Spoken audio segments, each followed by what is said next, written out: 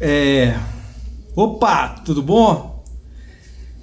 Meu nome é Fabrício, para quem nunca viu esse canal, tá? Eu não sou pastor, não sou profeta, sou apenas um cristão.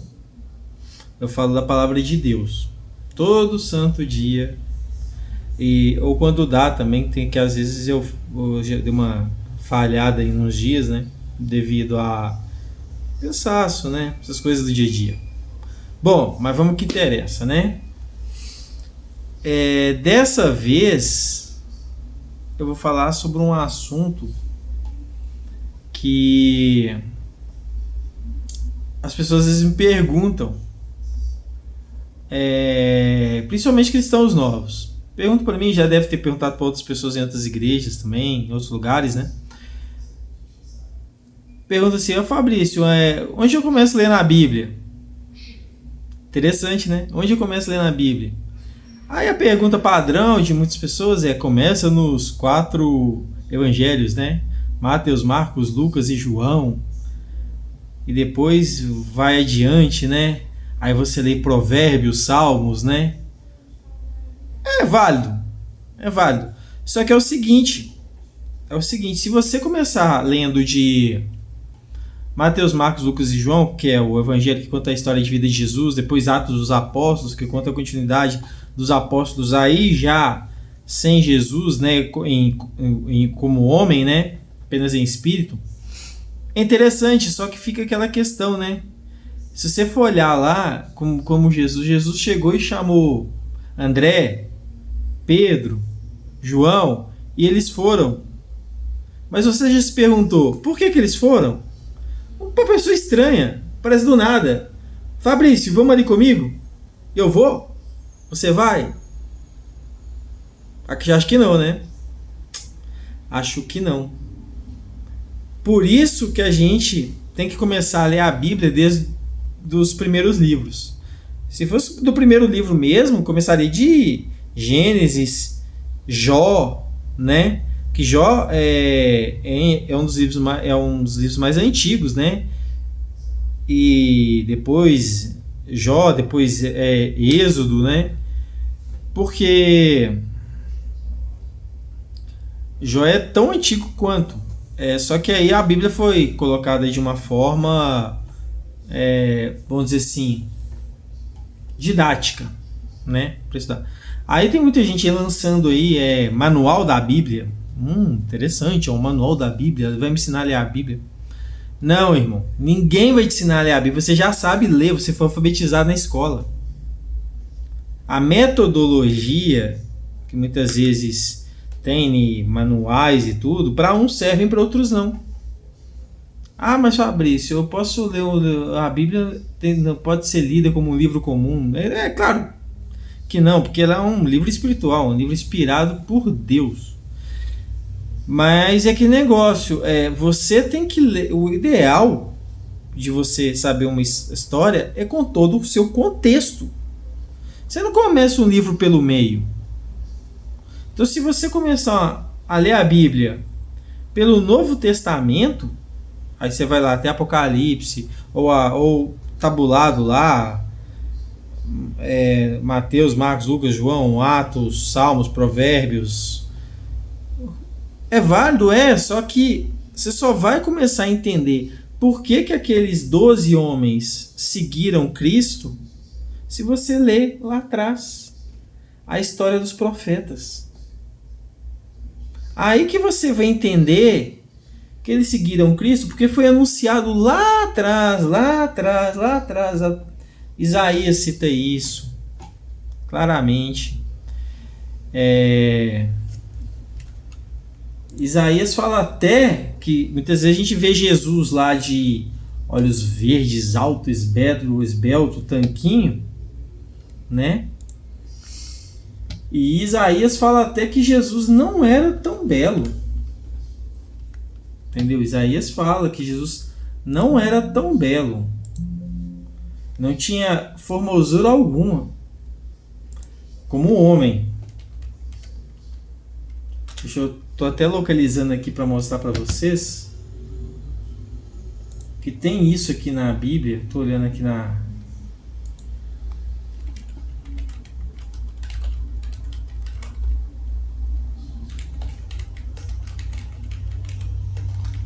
Quer ver onde eu vou achar isso?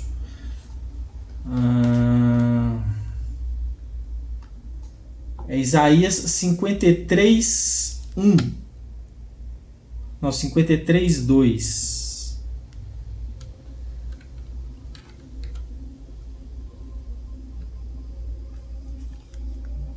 Acredito que é isso mesmo, 53, 2. Ele cresceu e diante dele um broto tenro e como raiz de uma terra seca. Ele não tinha nenhuma beleza ou majestade que nos atraísse. Nada havia na sua aparência que desejássemos. Foi desprezado e rejeitado pelos homens. Um homem de dores e experimentado no sofrimento. Como alguém de quem os homens escondem o rosto, foi desprezado e não o tínhamos em estima. Certamente ele tomou para si as nossas enfermidades e levou sobre si as nossas doenças. Contudo, nós o consideramos castigado por Deus, atingido por um Deus afligido. Olha o que a Bíblia está falando da beleza de Jesus e da forma que Jesus era antes. Acredito que não estou bem certo. Antes, até 1000 anos antes de Jesus nascer, Isaías já teve essa visão, né? Ele, porém, foi transpassado por causa de nossas transgressões e esmagado por causa das nossas iniquidades. O castigo que nos trouxe a paz estava sobre ele, e pelas suas feridas fomos curados. Olha, Isaías já está prevendo lá atrás que Jesus viria. Ele não era belo, ninguém queria saber dele, ele era desprezado por todos os homens, ele foi transpassado. Isaías já estava prevendo isso. Incrível, né? Incrível como Deus age. Uma profecia. Isaías em vida não chegou a ver Jesus.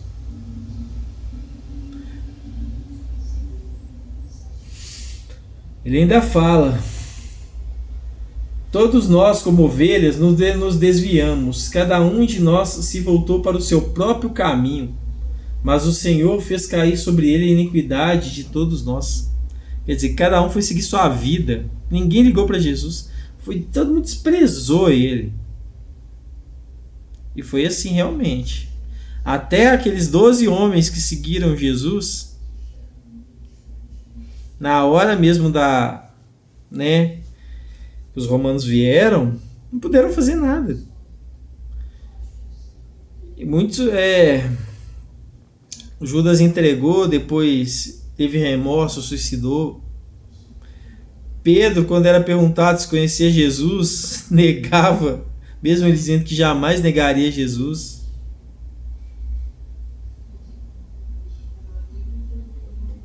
João, que ficou ali, né, do lado de Maria, e é bonita a parte que Jesus olha para João e fala: João, cuida da sua mãe. E fala para Maria: cuida de seu filho. É bonito. Eles não eram mãe e filhos sanguíneos, mas eram mãe e filhos espirituais. É muito bonita essa parte. Mas voltando lá ao assunto, por que eles seguiram Jesus? Porque eles já sabiam das histórias que foi contado pelo profeta Isaías, porque eles já sabiam das histórias contadas lá atrás. Eles já sabiam que Jesus viria, que ele nos salvaria nosso espírito, nossa alma e nosso espírito. O corpo vai perecer. Esse corpo aqui, virar pó. Pode ir lá no cemitério lá desenterrar, ver se tem alguém lá bonitão ainda, algum corpo lá. Carcaça, acaba. O que permanece é o nosso espírito que vai para Deus e a nossa alma que Cristo quer que salvar. De que adianta ganhar o mundo inteiro e perder sua alma? Né? Então é isso, irmãos. Fiquem firmes na palavra e leiam a Bíblia. Quem tiver interesse aí, espero que o Espírito Santo desperte interesse em vocês no contexto. Vai lá em Gênesis, lê devagarzinho. Nossa, é apaixonante Gênesis. É muitas histórias. É muito melhor do que ficar assistindo novela. Série. Porque são exemplos reais. E chocantes. Você vê que é uma coisa que a Bíblia tem histórias chocantes.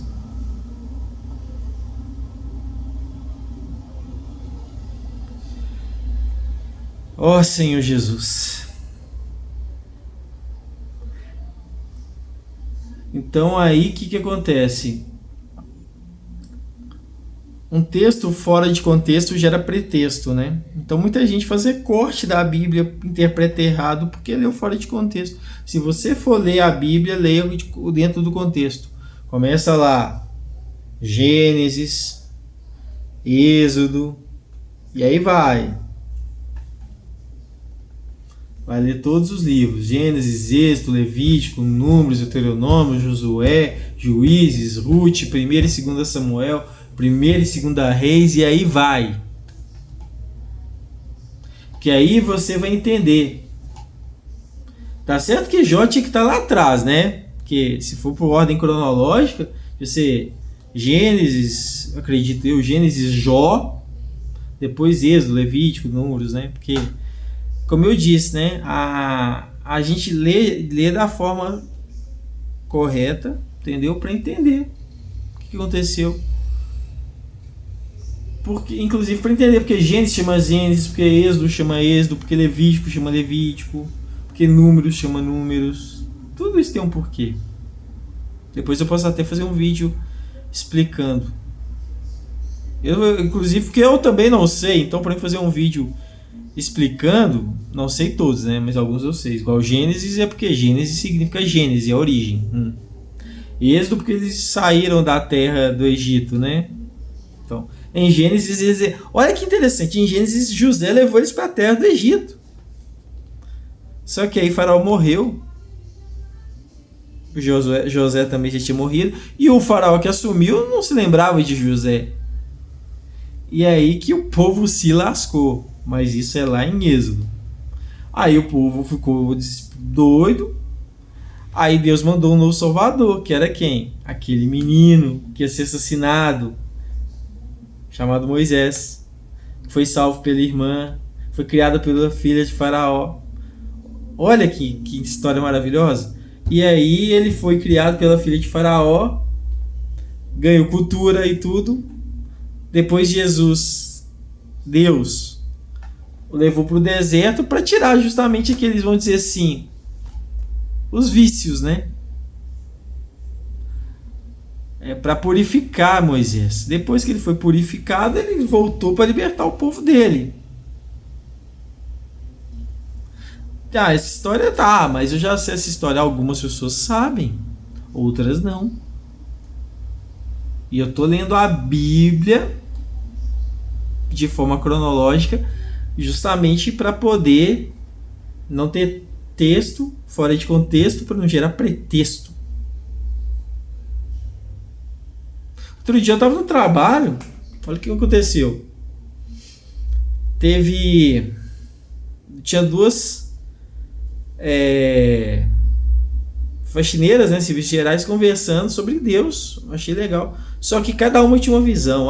Porque pode comer sangue, porque não pode comer sangue, porque tem que guardar o sábado, porque não tem que guardar o sábado. Eu achei aquilo lindo, porque as pessoas não falam de Deus. E eu acho lindo quando as pessoas falam de Deus. Se tem ou não que guardar o sábado, se tem ou não que comer sangue ou não comer sangue, bom, depois eu posso até procurar estudar mais sobre isso. Porque eu acredito, hoje eu, Fabrício, homem, não a Bíblia, que comer sangue não é legal, porque a gente não sabe a procedência daquele animal, entendeu? Se ele tá com alguma doença, essa doença vai entrar no nosso corpo. Pensa assim. Mas tem gente que gosta do chouriço lá, né? Do sangue. E come, graças a Deus. Não ter acontecido nada com muitas dessas pessoas, mas pode vir a acontecer. Então eu acho que Deus guarda, ele fala algumas coisas para guardar a nossa saúde. Beber é legal? Eu gosto de beber para me distrair com os amiguinhos, tá. Mas Deus não gosta dos filhos deles, de filhos dele embriagados. Mas você pode falar do vinho lá. Jesus transformou a água em vinho. Eu não acho água melhor que vinho, não. Sabe por quê?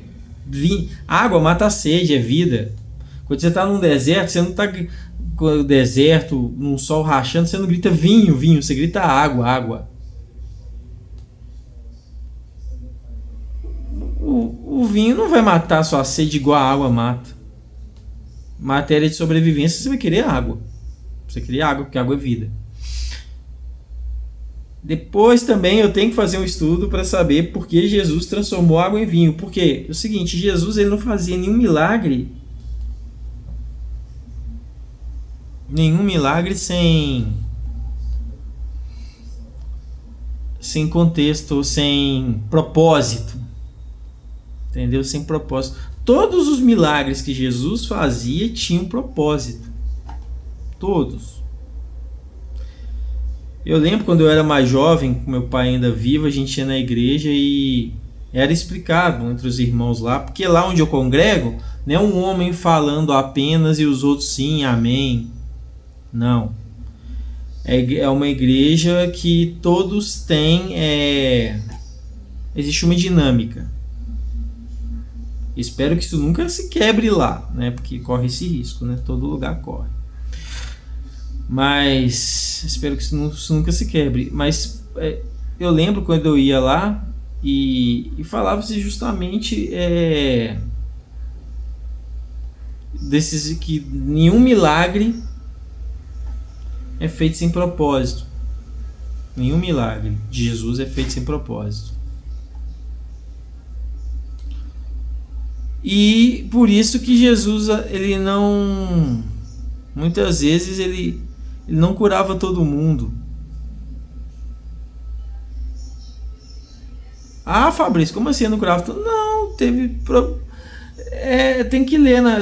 Eu vou chegar, quando eu chegar lá nos evangelhos, eu posso até ler os evangelhos um pouco antes para olhar. Mas todo milagre que ele fazia, ou era para tocar alguém, ou era para mostrar, para aumentar a fé de alguém, ou era para que ele fosse reconhecido como Deus. Tem que ir a fundo. Eu não posso falar disso de forma leviana. Mas Jesus, ele é Deus. Se ele quisesse, ele fazia assim, ó. Todo mundo gosta de ver lá o filme, né, da Stalin, né? Jesus fizesse assim, ó. Tudo curado. Mas você lembra que uma vez o cego chegou para ele e perguntou: Senhor, ele perguntou, o que você quer? Eu sou cego, eu quero enxergar, né? Você pode pensar, não, que pergunta imbecil, né? Jesus fez. Não. Tem gente que não quer enxergar. Tem gente que está na palma da mão dela ali, ó. As coisas. Tá na frente dela a saída. E ela não quer enxergar. Entendeu? Já aconteceu comigo, acontece com qualquer pessoa. A gente comete muito erro na nossa vida porque a gente não quer enxergar. E Jesus ele dá a solução para você, mas às vezes você não quer a solução.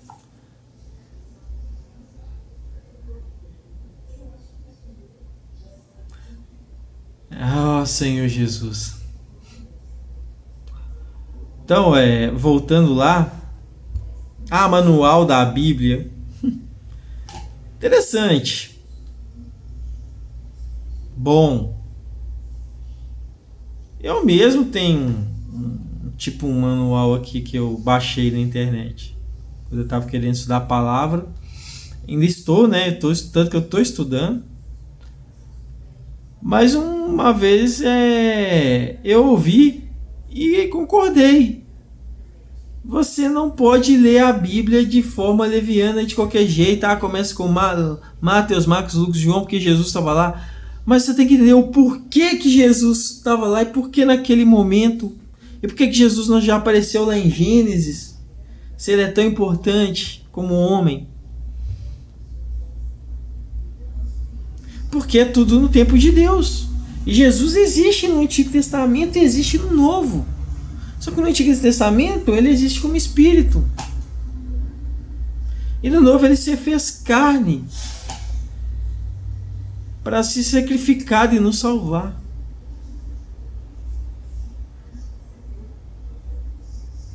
Depois ele ressuscitou, mostrou que era Deus. Subiu aos céus. Mesmo assim, teve gente que ainda tinha o coração duro. Aí teve o dia de Pentecostes lá, que os irmãos falaram em línguas e os outros entenderam em sua língua mãe. Não é falar em línguas emboladas e ninguém entender nada, não. Porque Deus é Deus de ordem, não é Deus de bagunça. Eu falo... O irmão falou a língua dos anjos. Como é que você sabe? Já conversou com o anjo? Hoje já conversou com você? Não dá pra gente saber. E mesmo assim, que adianta falar a língua de anjos se só vai edificar a própria pessoa? Paulo já disse lá em Atos. Não, depois eu verifico o livro. Mas o apóstolo Paulo falou isso. Que de que adianta eu falar a língua do... Acho que é Coríntios, só falou em Coríntios. Língua dos anjos. De que adianta se ninguém entender o que eu estou falando? Se só está edificando a mim mesmo e não está edificando a igreja? Entendeu?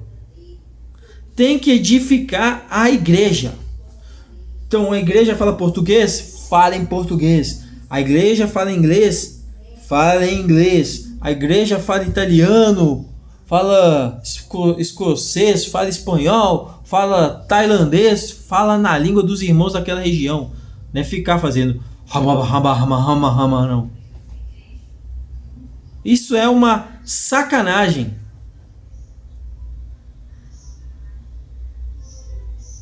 Porque de que adianta se edificar? Eu falo línguas maravilhosas aqui. Qual que é o maior dom? Você pode achar que eu estou falando besteira aqui, mas qual que é o maior dom? Qual que é o dom supremo? É o amor. Amar a Deus acima de todas as coisas e amar ao próximo como a ti mesmo. Aos homens, amem a mulher, sua mulher, como Cristo amou a igreja.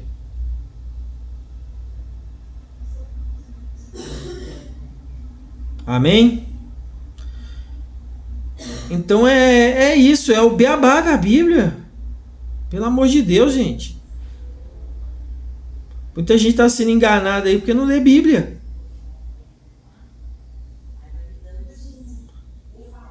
Porque a profeta falou, a Bíblia já está falando. Tá bom? Então é isso aí. Desculpa por ocupar o tempo aí. Obrigado que assistiu até agora. Amém. Ó Senhor Jesus, tá? Vou fazer uma oração aqui. Senhor Jesus, Desperte na população, nesse povo, quem estiver ouvindo até o final, espero que alguém tenha ouvido até o final, Senhor Jesus. Desperte neles um coração de estar lendo a palavra, de estar colocando em prática a palavra, de estar exercitando, de estar entendendo a sua palavra, que o Espírito Santo dê a eles o entendimento da sua palavra, porque não seja enganado por falsos profetas. Para que acabe essa balbúrdia que está hoje, esse mundo que está hoje, essa bagunça que está hoje. Para que acabe essa idolatria de homens e que seja adorado somente ao Senhor, que é o Rei dos Reis. Amém. E eu falo de idolatria porque tem gente aí que vai na igreja só quando o pastor fulaninho tá pregando. Isso é idolatria a homens. A palavra é a mesma. Então, amém? Então vamos deixar aí de idolatrar homens e começar a idolatrar a Deus. Tá? E vamos começar a ler a Bíblia, tá bem, gente? Fique com Deus aí, ó Senhor Jesus.